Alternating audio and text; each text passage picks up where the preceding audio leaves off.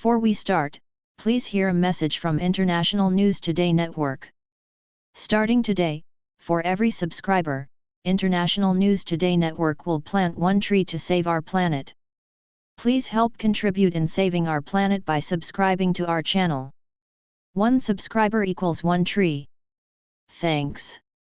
YouTube has taken down more than 70,000 videos and 9,000 channels related to the war in Ukraine for violating content guidelines, including removal of videos that referred to the invasion as a liberation mission.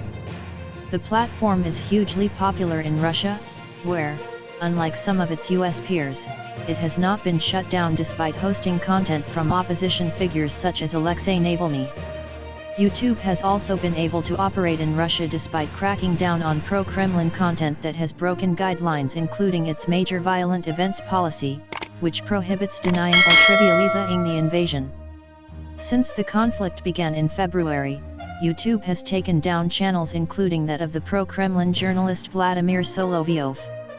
Channels associated with Russia's Ministries of Defense and Foreign Affairs have also been temporarily suspended from uploading videos in recent months for describing the war as a liberation mission. YouTube's chief product officer, Neil Mohan, said, "We have a major violent events policy, and that applies to things like denial of major violent events, everything from the Holocaust to Sandy Hook. And of course, what's happening in Ukraine is a major violent event. And so we've used that policy to take unprecedented action." In an interview with The Guardian, Mohan added that YouTube's news content on the conflict had received more than 40 million views in Ukraine alone. "The first and probably most paramount responsibility is making sure that people who are looking for information about this event can get accurate, high-quality, credible information on YouTube," he said. "The consumption of authoritative channels on our platform has grown significantly, of course in Ukraine, but also in countries surrounding Ukraine, Poland, and also within Russia itself." YouTube did not provide a breakdown of the taken down content and channels, but Mohan said much of it represented Kremlin narratives about the invasion. "I don't have the specific numbers, but you can imagine a lot of it being the narratives that are coming from Russian government, or Russian actors on behalf of the Russian government," he said. YouTube has an estimated 90 million users in Russia, although it no longer allows advertising on the platform in the country. The decision by YouTube's parent company, Google, has drawn protests from Navalny, who said well-targeted ads helped counteract Kremlin propaganda. YouTube remains the largest video sharing site up and running in Russia itself, said Mohan.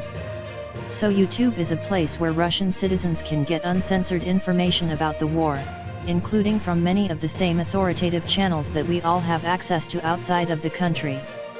We remain an important platform for Russian citizens themselves as this crisis continues to evolve."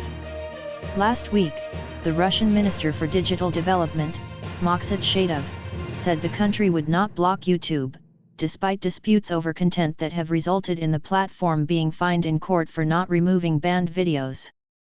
Shadov indicated that blocking Russia's most popular social media platform would affect users. "We are not planning to close YouTube," the minister said. "Above all, when we restrict something, we should clearly understand that our users won't suffer." YouTube has also placed a worldwide ban on channels associated with Russian state media, including Russia Today and Sputnik.